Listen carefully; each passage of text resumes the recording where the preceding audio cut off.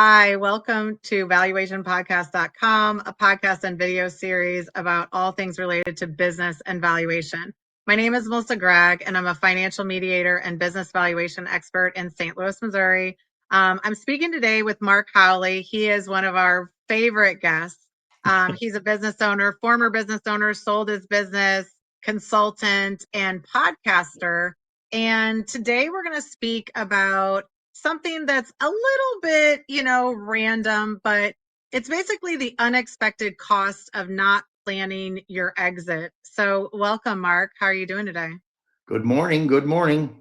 Calling in from Boise, Idaho. Boise, Idaho. Yeah. Out here with my daughter. We had our second grandchild. So hanging with her, and then watching a little baby boy do all the things little baby boys do, cry and crap.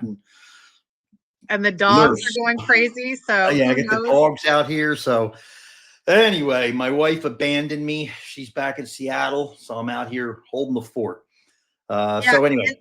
And today we're going to kind of talk about things that just sort of drive us a little bit crazy. I don't know. I feel like I'm a little on one today, but it's going to have a central theme about, if you're not planning for the future, then what are you doing? Are you just expecting that when you sell your company that somebody's just going to pay a high price, a premium price for you?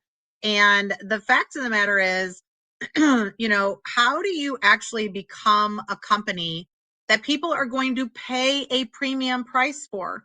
Because what I've noticed lately is we have business brokers, we have investment bankers, we have business owners that are just like, you know what? The market's going to pay what the market pays for my company. But at the end of the day, when we're doing business valuations, we're coming in from a buyer's perspective.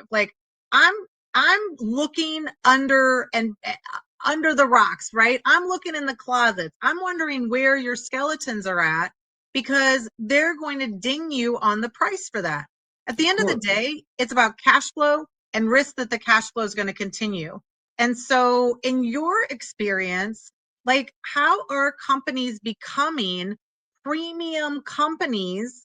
And is it just oh, I'll just wait and let the market tell me what my company's worth? There's a cost to not doing some planning and strategic preparation. Where do you see a company needs to focus on? What are some of the areas that they need to be mindful of when they're becoming a premium company in whatever industry that they're in? So, well, I think one of the first things is do you have a thing? A lot of people have a lot of things they do. But if you were to say, so what is it why does somebody want you as a business, right? If you're an intense commodity, well, that's okay.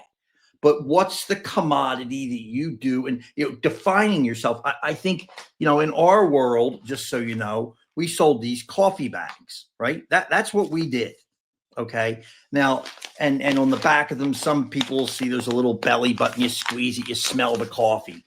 So that really, now what you could do in that market is I could jump out, and I'm just using examples. I could say, oh, I sell coffee, and you know what? And I'm going to sell cups. But now you're a cup of coffee bag. And is that what you are in the market? Well, that's a big difference, because just within the minuscule nature of these two different things, somebody wouldn't want to buy a company that does this who also did this. Right. They're just different markets. Cups go this way, bags go to roasters. And what we had to come to the conclusion was there enough of a market out there within just the coffee bag folk to build a value? Or did we have to go out and do this to get value? Well, the thing that we learned was, as you got to know the business, you realized the guys and gals selling cups were also selling stirrers, napkins, ketchup. They were selling all the crap that you can imagine lying around a cup in a store. So now this is just, you might as well be on a whole different playing field. You can't marry these two unless you're willing to invest. Effectively, you need to have two big companies that are separated out. So what we tried to do was say, okay, we think there's enough of a market. We stuck right into specialty coffee. And then I had thankfully had experience in the market where I knew another thing. I'm not going to get Starbucks. It's not going to happen. That I don't have the oomph. I don't have the infrastructure as a company to service an account like that. If I got it, I would have lost it. Their expectation would have been greater than what I could have performed. So what am I doing? I'm grabbing, I'm grabbing what is, a tiger by the tail. I can't hold on. And what's happening now? They are completely controlling me. And they're probably going to chew up most of my resources. So now all my time is spent towards them. And all that has to happen is one little mistake and I'm boom. And it's very common that you will see, they used to call it the Walmart effect. And that was in our market, all of a sudden you get the big contract at Walmart and you're like, man, oh man, I'm going to sell more, whatever it is, dog food to Walmart or some great snack. Walmart comes in, you're pumped. They give you a contract. You run out and you buy some equipment and now you're packing away. Now you are Walmart's, slave. Say, cut the price a penny. You're like, well, all my business is tied into, I'll do it. Now you're caught, and we'll talk about this a little later, but you're caught in this trap where your price is being forced down. And at best, you're going to hold your cost even. Right. And anybody who looks at that, who is smart, who's going to buy something, and most people are smart because they're spending their money. Well, there's idiots out there, but let's assume they're not idiots. They're going to look at that and go, so 80% of your business is tied into one account, and that account's price is driving down. And then I'm going to say, who is the account? Walmart. And then what's everybody going to go? Oh my God, you're no longer Mark Howley, pet food guy. You are Mark Howley, subsidiary of Walmart. And that's the thing that I tried to avoid. And, you'd like to say you're a genius. I think what I was good at was just not getting diverted into that. We were lucky enough that this market, there's like three portions of it. And there's a small, little tiny coffee guys. Then there's like medium, kind of bigger coffee guys. And then there's like medium big. And where do you want to play? Right. We were lucky enough that we could push from little tiny guys to medium guys to bigger medium. Right. And we were able to hold our margin. And you're talking about a ton of different things, like not only because traditionally somebody looks at that and they're like customer concentration. Like you're way too involved in Walmart and Walmart's going to push you on price and your profit's going to go down. And so your profitability goes down, your value goes down. Now, I want to encourage people to look at this in two different ways. Like a company is either going to buy you because your profit margin is consistent going up, and they're going to buy you on a multiple of that profit margin. Call it EBITDA, call it profit, cash flow, whatever you want, right? That's going to be the market value of that cash flow. That's going to be a fair market value of me just knowing that I can continue that cash flow, and that's what it means to me. The other way that somebody's going to buy you is you're in with Walmart, and I have 500 other products that I want to get into Walmart, but I can't get into Walmart, but you're already in there. So I'm going to buy your company. I don't care about your profitability. I care that you are in Walmart. Now, the fact of the matter is, in current businesses, if you are in a niche business, you might be able to just find great companies that you're working with, diversifying your company base, and you're making a premium price. So you're actually able to make great profitability, have a great business, and you don't care about the Walmarts of the world. but you really have to figure out where you're going to focus and where you're going to potentially, I mean, we're in a new age right now. Like you got to be figuring out, where do you want to expand your market? What are you good at? What makes sense? Where are the buyers going to be? Or right now, where do you make the most money? And so I think that a decision that you probably had to decide is, how do you expand into new markets or demographics? And of those coffee, producers, are you going to go into the big roasters? Are you going into the mom and pops? Like, what was that process that you had to think about when you were figuring out, like, okay, who are we? What kind of company are we? And where are we going to take this? Well, I think the first thing we learned or when I came into the company, it was, when I bought it, the biggest problem they had was they were trying to be too much. They were saying, I'm going to sell these bags, and I could go along. I'm going to sell potato chip bags. I'm going to sell cheese bags. I'm going to be everything. And in our market, you can't.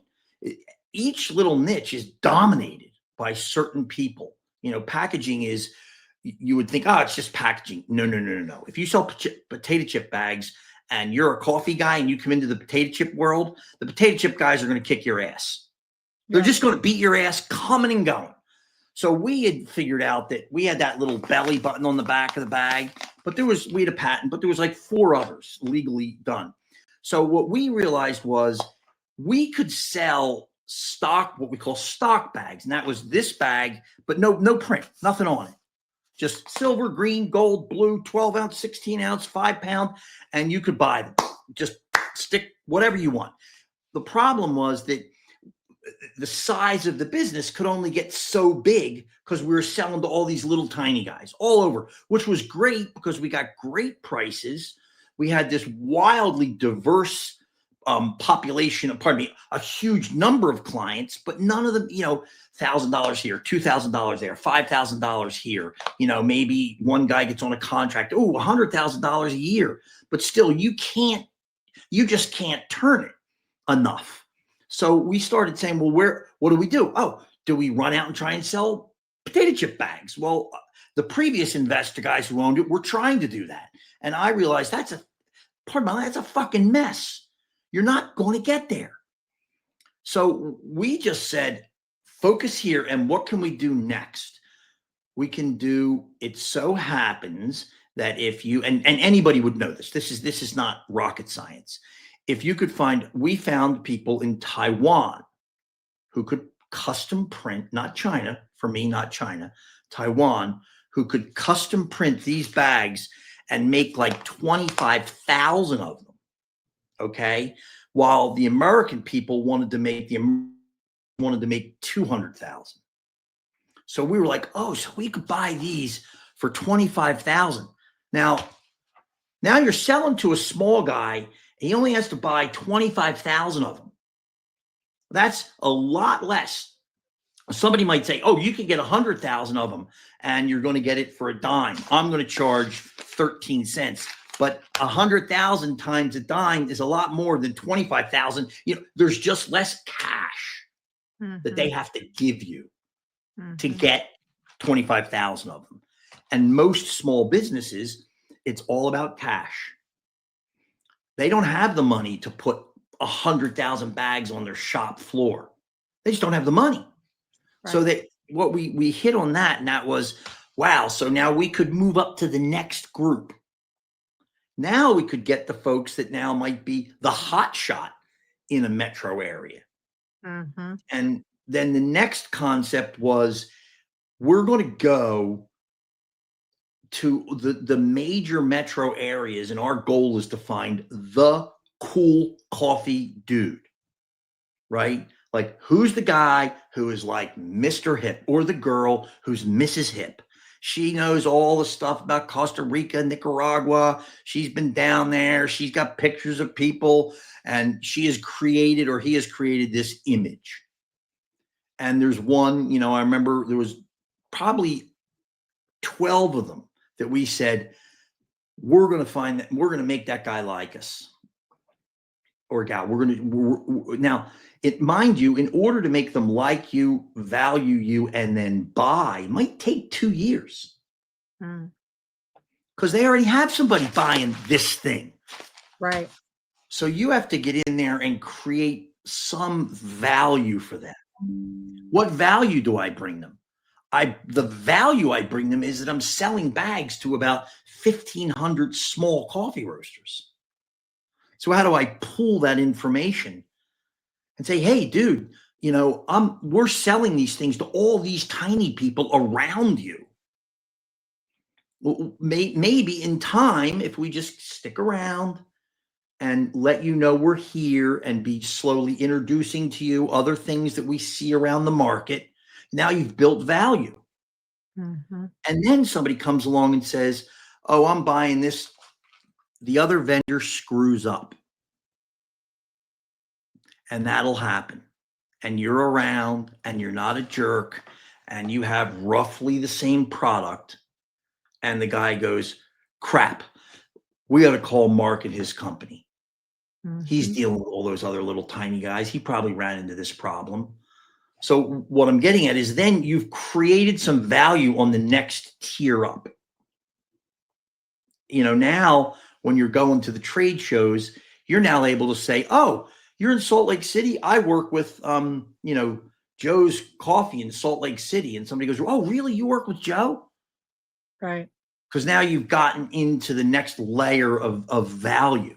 So when you talk to a smaller company, how are you creating a sort of a broader base within a specific thing, if that makes sense? Yeah. And I mean, part of it is really knowing your customer. Like if you know that their other provider is going to eventually fail and you just have to, sort of be relevant to them or say, hey, here's a bag that we mocked up for you. Like, wouldn't this look amazing? Wouldn't you want it a little bit more professional? At the end of the day, you have to know your space. And a lot of times, if you are paving the way for a certain concept or a certain type of, like, again, if you're a commodity, then it could just be based on price. Like, you have to realize what is what is motivating them to buy beyond price, right? Yeah. How can you benefit and be there when it's okay, I can get you 25,000 bags in a week or a month, whereas the other guy takes three months. Exactly. Right? I mean, that you're hitting right on it. Speed. Here's the other thing that just as you said that, it hit me that there's a thing called psychology of selling. And there's quite a few books out. And anybody wants to read a book that I read 30 years ago, and to this day, I would bow down to this guy's name's Brian Tracy. Famous people probably know. Oh, if you are in the game of learning about sales, you probably know Brian Tracy. There's a whole bunch of other ones. I'm sure they're newer, but he had a book called Psychology of Selling. And the beautiful thing that he brought up was asking questions that are thought out. If you're going to go see somebody like this and you just say, hey, get my bag, I got a great bag. No, what bag does he want? Why? When? Like, they're so silly. They call them, these open-ended questions. And they're ones like, oh, what makes you enjoy that? What makes you want to use that package? Well, it's because now you're learning. Now, that doesn't mean you try and go in on the big jerk close. Well, if you do that, I'll give you an order now. No, just you're learning. And if you're going to play long and create value, you want to learn that person. So when you finally get that chance to strike, you've satisfied that person. And if you don't care about satisfying that person, you're not going to be chosen. Right. That's my belief. It is you have, and if you sincerely do care and take the time, I believe people are drawn to that. That's my belief. I mean, people don't want to buy from big companies. Like in this day and age, they're buying from people. They can sense if you're coming, like nobody wants to be sold to. Like we No. want to develop relationships. I want to buy from you. I even believe that in the smaller business space, people are willing to pay a little bit of a premium to work with other companies that they like, that Yep. they know are doing good business. You know, like you see all the time businesses that are exposed online for having bad business practices. Like they said to your face, oh, you're important to us. And then behind the scenes, they're treating their people bad. They're treating other customers bad, and it's exposed, and it bankrupts them.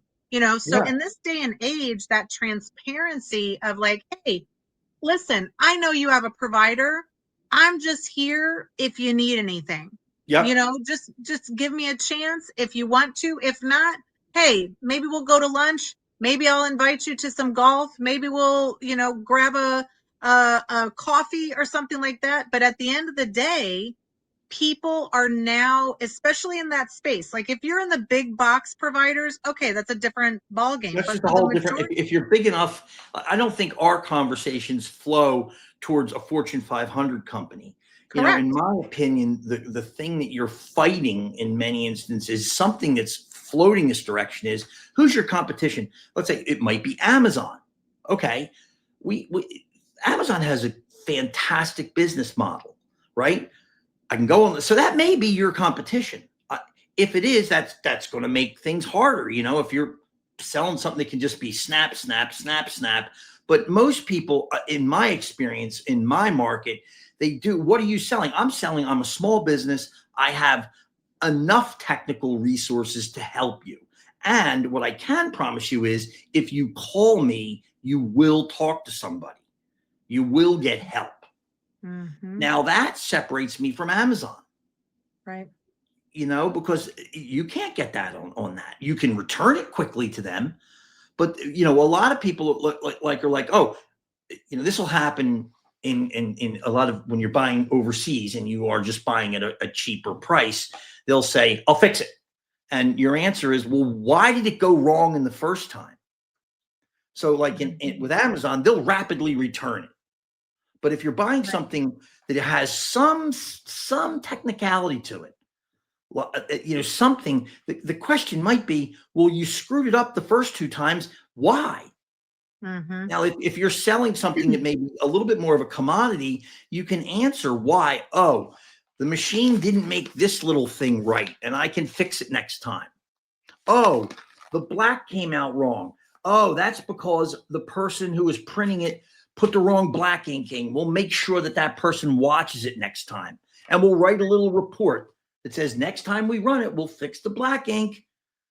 That's the hmm, sort of little things that divide you out.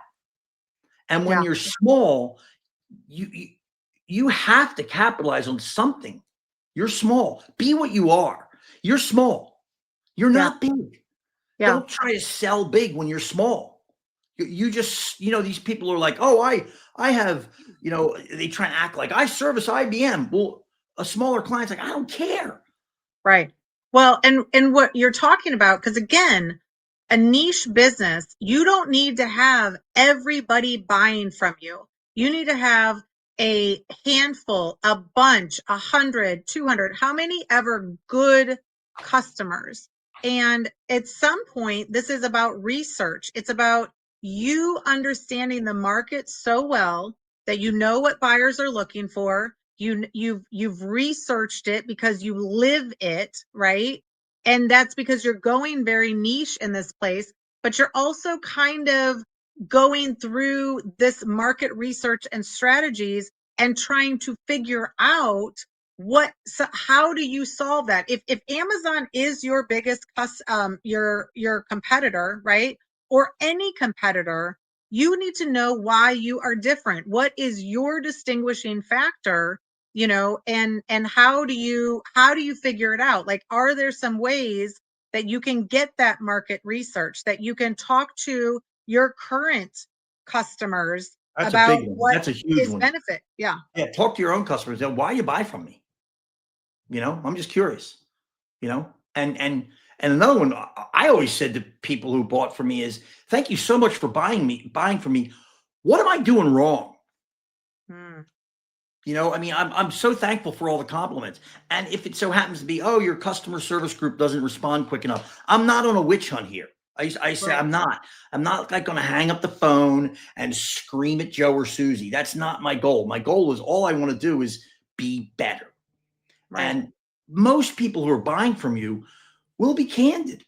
They'll say, yeah, I'm really glad, Mark, but every 12th box goes out, it's broken. And you go, oh, wow, I didn't realize that. Maybe I got to go talk to my box guy and say, hey, why the fuck are my boxes, pardon my language, why are Yeah, my boxes breaking? right. And things of that nature. And the other thing I would say is, like, for me, I knew I knew how many pounds of coffee were flowing into my segment of the market. And now, how do you do that? Now, this is the stuff that a lot of people don't do, and I think that you're not prudent if you aren't doing this. You could find out, and most businesses can. I could find out how much coffee comes into the United States every year. Oh, Hmm. okay. Then I could find, oh, how many pounds does Starbucks roast? Oh, how much does Maxwell House roast? Oh, and then you're making guesses. But what you're doing is you're hacking it down. You're saying, oh, 100 pounds came in. I know 60 pounds is gone. I ain't getting the 60 pounds. Hmm. So there's 40 pounds left for my kind of person. Can I snap up 10 of that? Right, Well, at one point, I kind of knew I had somewhere in the neighborhood of 5 or 10%, but it was only this little tiny small guys. right. Well, then it becomes, can I get up into that? Can I get more of that coffee?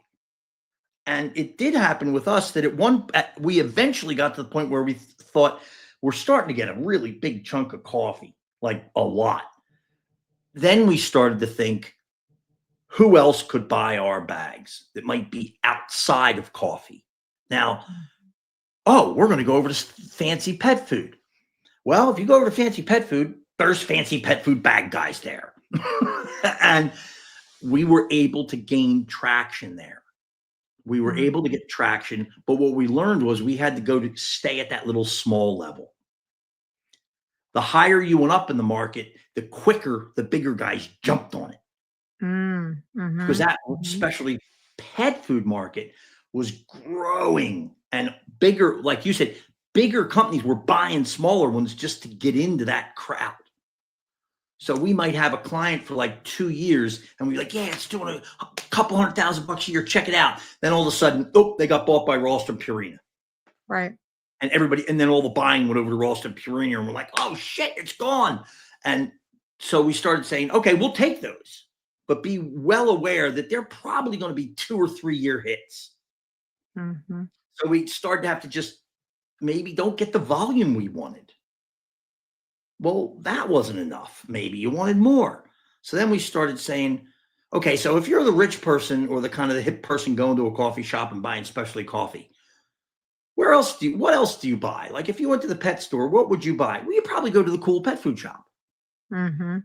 Oh, what if you wanted to buy a cool granola?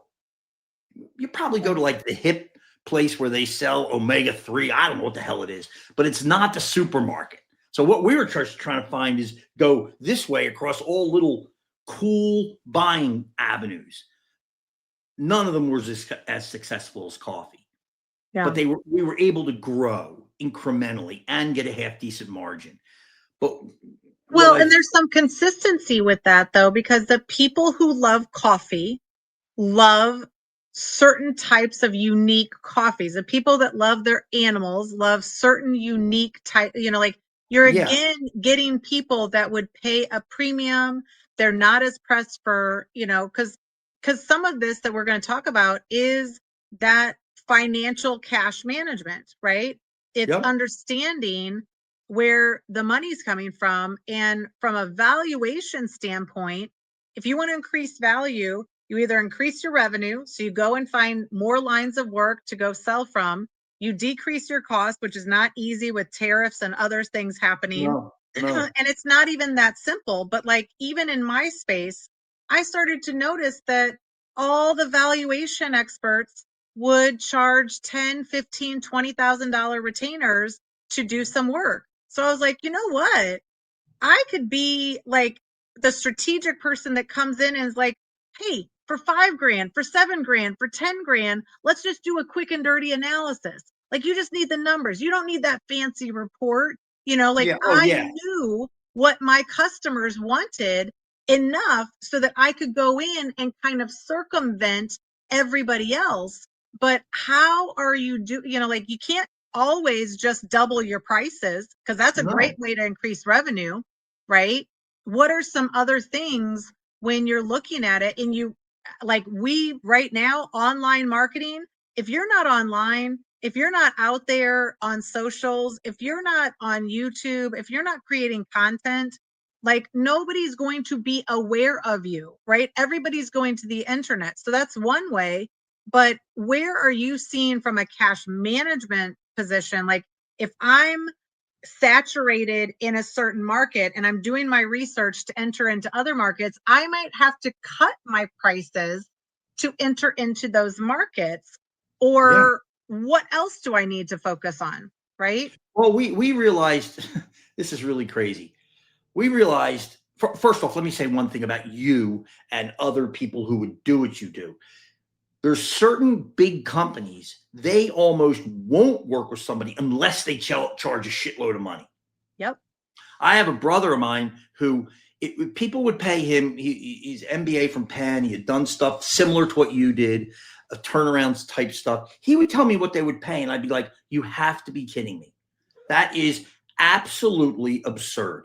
And he would Right. say, but they wouldn't hire you if you charged less. Right. You have to be. So you've come to realize, I think, you have a spot where you're like, no, I don't want to be that person.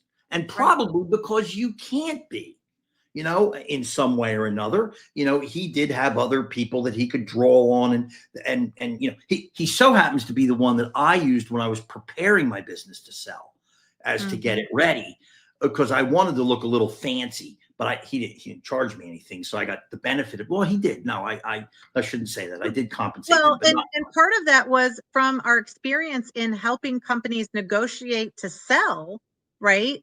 A lot of our clients would get somebody coming and saying, "Hey, we want to buy you." So we would negotiate the transaction. What I realize is that if you have a report in your folder and due diligence comes and they're like, "Hey, have you ever had a valuation report?" You look like the jerk if you're like, "Yeah, I did, but I'm not giving it to you." As Yeah, opposed to, I realize, like, my clients, they don't need reports. Okay, guess what? I don't want to write reports, right? yeah, So why don't I offer you the calculations and present it to you, and you use that information to benchmark your profitability now, your value now. Where do you want to be? How do you want to strategically grow? Because that's what my population of business owners wanted and needed. So I created something in that space that would fit it. It's the same thing that you were doing. Like, you knew what they wanted. They wanted a printed, like, they wanted a professional looking bag. They just didn't want to buy 200,000 of it, it was right? that simple. It was that simple. I mean, it was just I knew these guys. They don't have the money, and they don't have and they're not going to. I mean, what would the other big guys do? Buy 200,000 of them. I'll hold 100,000. Well, okay, they're holding the inventory.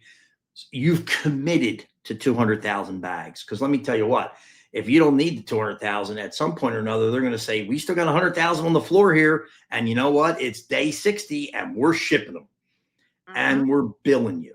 And Mm-hmm. now you got a payable, and Mm-hmm. that's sitting on your balance sheet, and you have a payable. And anybody who looks at you is going to go, Mark, you got this $50,000 you owe to Harry for making the bags. You're going to pay him? And you're like, well, I haven't quite sold all the coffee to pay for those bags. And the Right. guy's like, well, if you want me to buy the company and you got 50,000 bags over there, and Right. why am I going to buy it if you can't sell enough coffee to get them into the bag and sell them? And Right. so what our take was, they don't have that. So we're going to 25,000, and they pay a premium for that. But the other side of that, one of the other sides of the coin that I realized was it's the weirdest thing. When we went into, and this is just bizarre, we thought, oh, if we go into like hip raisins and like pistachios and like um you know prunes and stuff like that, the ones that like rich people want to buy, they're Right. going to, we'll go in there and we'll make them want to buy like these kind of like hip looking things, like, look, I'm a cool prune guy. And and and we get in there and we start going around getting quotes. Somebody got into that piece of the market and ruined the price. We would go in, we'd say 20 cents. The guy go, I'm buying it for 13. And we'd be like, what? Right. Like it was like, woo, woo, woo, woo, woo, woo, get out of there. We're dead. You can't make any money there. Now, Right. it was just so bizarre to me that somehow some knucklehead, and they always say the most frightening competitor is the dumbest competitor. And that is the one that comes into a market and just starts screwing it up by charging too little.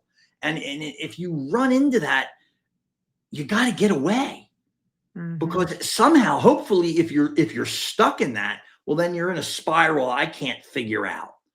But if you're trying to value a business, like you just said, each year a market is going to grow a certain amount. Mm-hmm. Packaging in the United States grows at 6% to 7% a year. That's what it does. And Mm-hmm. that's been for years. Some years 8, some years 4. It's pretty recession proof because people just keep buying crap. They might buy cheaper, but still the number of packages are the same. So if somebody comes into me and says, hey, Mark, I can grow that business 20%, I'd say, oh, huh. So you're taking 13% from somebody. How are Mm-hmm. you getting it? Mm-hmm. Now, if somebody came in and said, I'm going to grow 5% a year very profitably Mm-hmm. over 5 years, it's just going to keep chugging along. Mm-hmm. That's value. Yeah.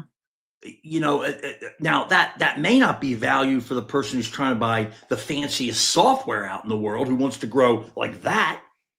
Well, that's not going to be your buyer. Right.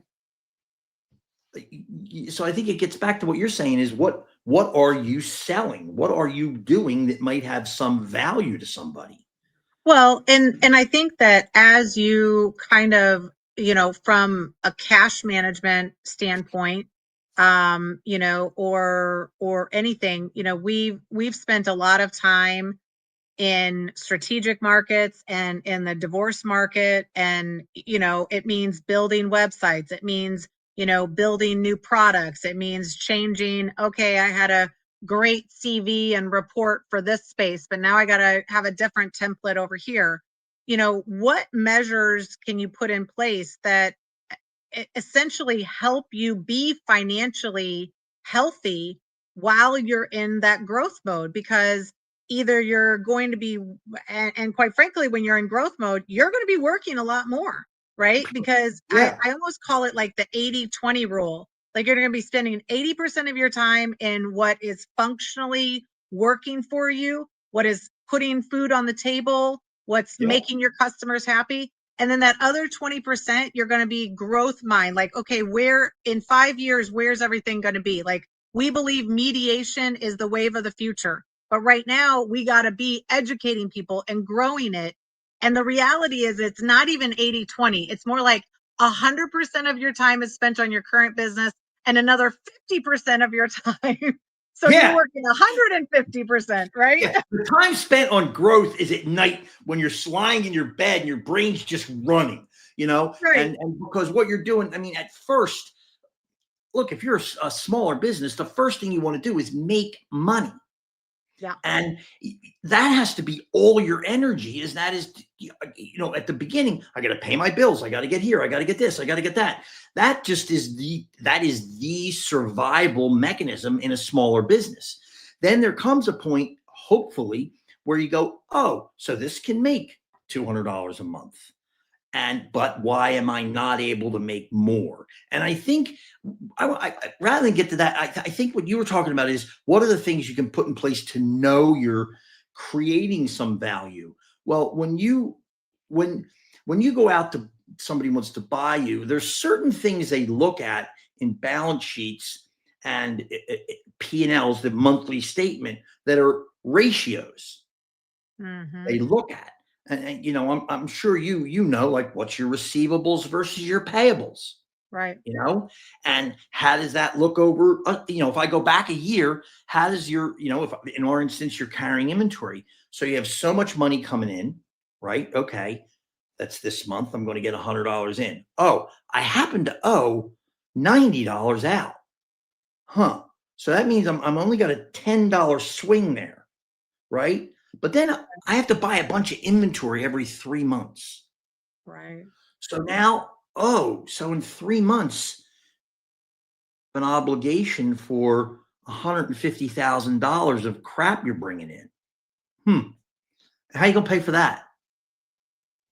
Well, because you only had $10 swing here. So if we get out 3 months, you're only gonna have $30 sitting there, right? You got $10 each month. You got receivables 100, payables 90. That's 10 extra dollars, 10 extra dollars, 10 extra dollars. Oh, and now you got to buy $100 of crap? Huh. Mm-hmm. Well, I need it because I got to keep that other piece going, but you don't have the money. Right. You can't buy the next $100 because you only have, you know, based on 3 months at $10 each month, you only have 30. And those basic things are the things that a lot of people will be looking at when they want to buy your company. Mm-hmm. So how do you create that gap more? Like we talked about at the beginning, A is your sales revenue, right? Okay, we got $100. B is your cost, $80. C is 20. That's it. Mm-hmm. If A goes down to 90 and this stays at 80, you made 10. Right. So when I think the thing I'm presuming you do is you go in and look at some of that and say, you know, wait a minute, your value, you really don't have a lot of value here because you're borrowing all the time. And then you're chasing to pay back these people in time. You know, so who you're chasing, you got your inventory you got to pay for, you got your receivables coming in, you got your payables going out. It's just a big circle. You're Right. not making anything. You're Right. surviving. You know, Yeah. you're in just that survival mode. Now you're going to turn around and say, oh, wouldn't it be great if I could get somebody in and just give me a bunch of money so I could get out of this rat race? Right. And what are you worth? Oh, a shitload, you Right. know? And then I presume someone like you would come in and say, what? Well, the other thing is you would be like, well, maybe I should take on a partner and they can invest some money in the business. When the reality is debt is usually cheaper than equity, There, and there we that's a go. hard, but people are so debt averse that a line of credit or things like that, or increasing your prices, like understanding that at some point, if you doubled your prices and you lost half of your clients, you would still make the same amount, Yeah, but you would be yeah, doing half the work, yeah. like sometimes you have to factor this in, or you need to specialize so that in some capacity, they have to need you at some point. Like I haven't preferred to be in the commoditized space. Like I want somebody to need me. You need me to go to litigation. You need me to negotiate for you. You need me in the room. And you don't need a report in the room that nobody reads, so I understood the market enough, but I think it's moving towards that direction that you need to understand what is like, is it okay to pivot and make more money, but lose some clients that weren't great clients to begin with? No, Like, but on that line, if you think about this, everybody at your company probably wants some kind of a raise every year. I make 100, I'm using $100 all the time. I make $100. Boy, I'd love to make 104 next year. I mean, that's cost of living at least, mhm, mhm, right? And then the pencil guy comes in and says, well, I charged you a nickel last year. I'm going to charge you 5.1 cents this year. Like, okay. Why would you think you can't pass that to to your customers. Right. So everybody else gets money, but the person buying from you, you're afraid to ask for that.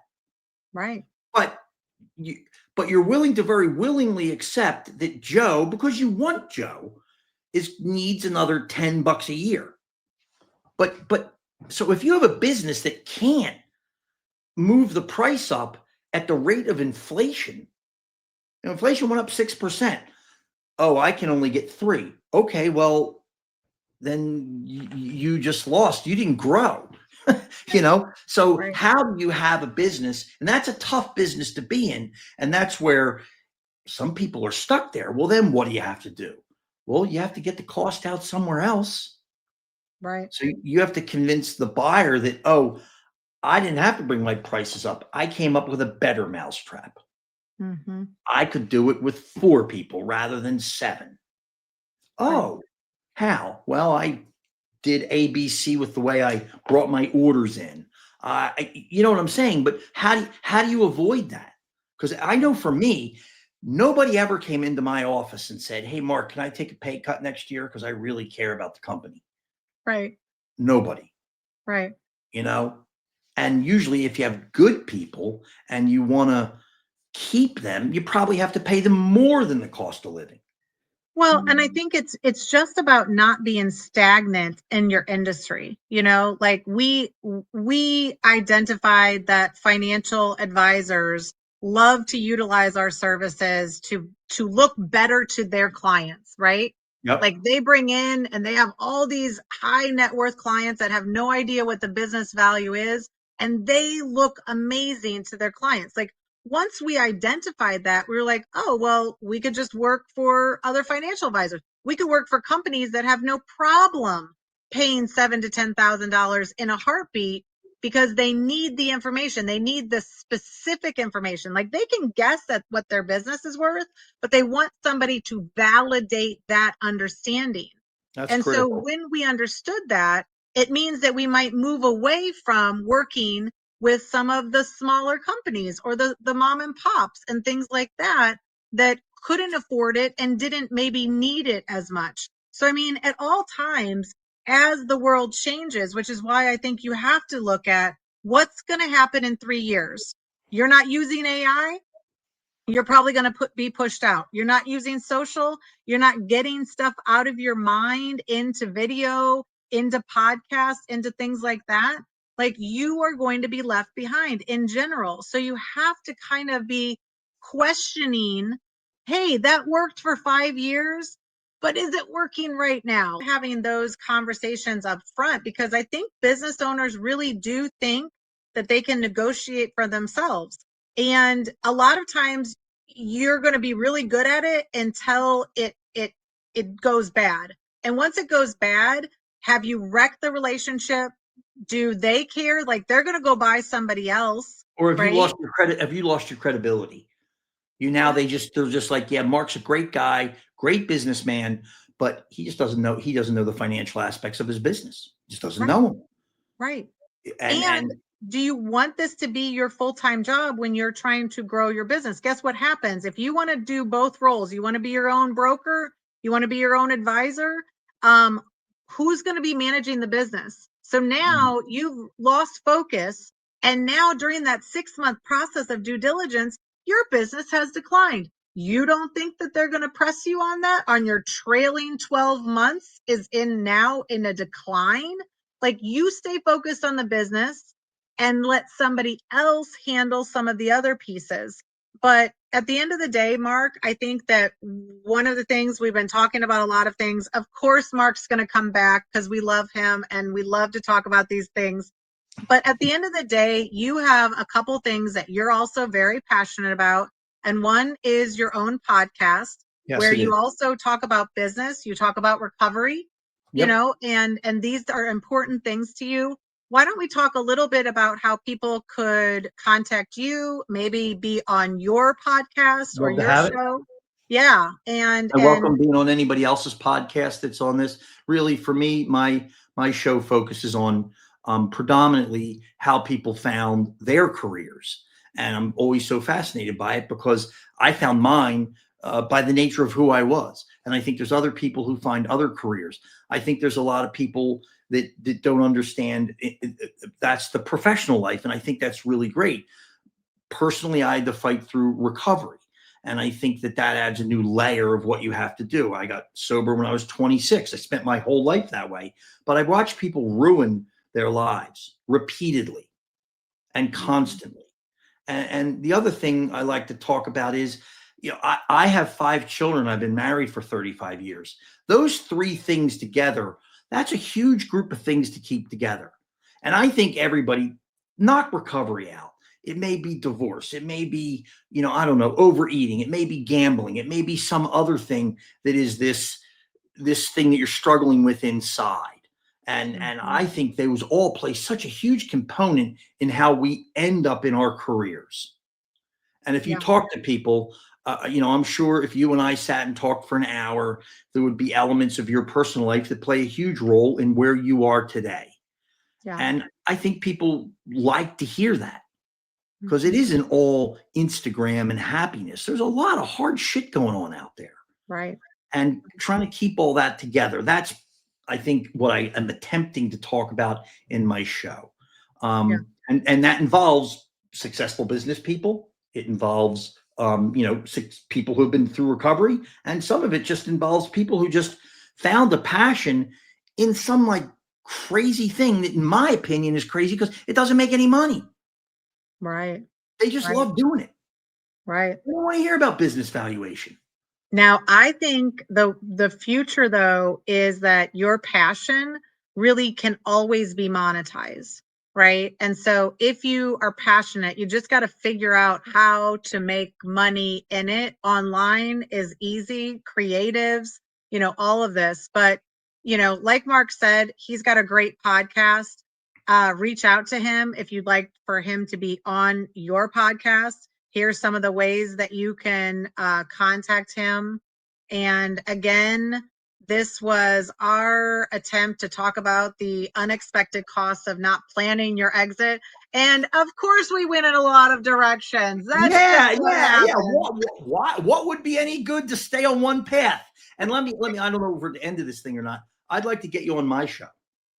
Oh yeah, yeah. I would No, love I to.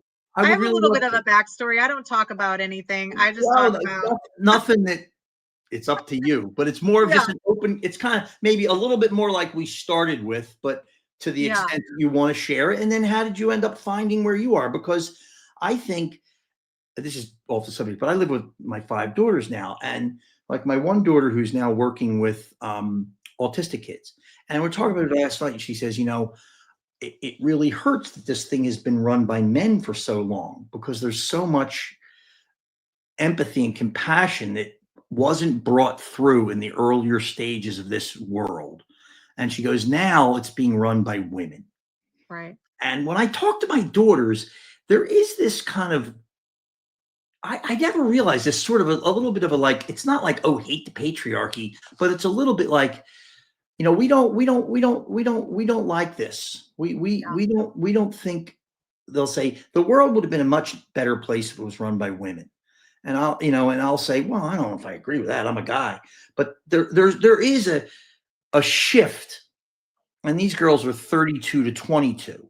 And yeah, it is, you can poo poo it, but no, it's a real thing. yeah. I No, don't know it's if a you real thing. The world is changing and and to hear a woman of your age that has done that, I think is motivational. yeah. And I don't know if that's a subject you touch on or not, but I think the challenges of being a woman and trying to produce value in, let's face it, the consulting world is filled with predominantly men, Absolutely. and I just think that's a worthy subject to talk about.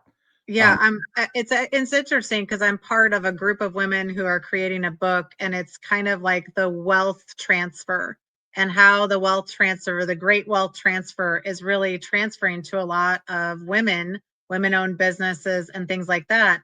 But a lot of women are not interested in just leaving out groups of people. It's how do we just become more efficient? How do we become more with more clarity, more empathy in business, as opposed to it's all about profit.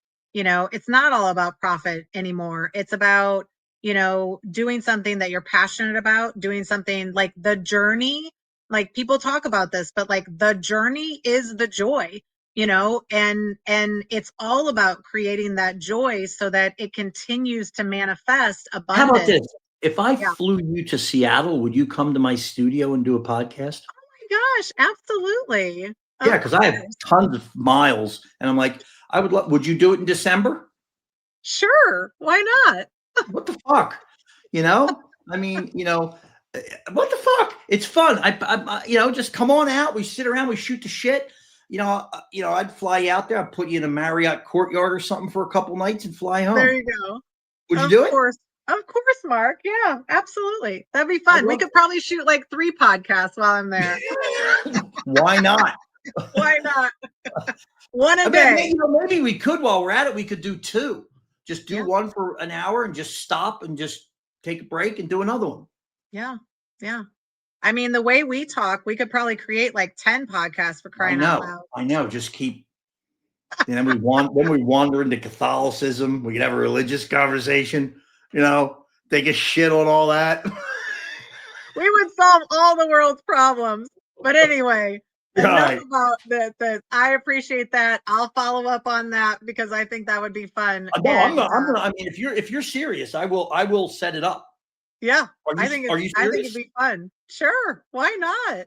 Yeah, I'll get it rolling. I will do it. Yeah. So, okay. Okay. So I All right. appreciate you, Mark. We've talked about Mark. If you want to reach out to him, please do. He's an amazing guest. We have so much fun. Little clue, his content always hits amazing in all of our socials. I don't know, like maybe we just think that we're really entertaining, but the community also thinks that too. It's a sign of stupidity. It's the sign of the slow stupidity of our country. We're just good storytellers. That's what it's coming down to.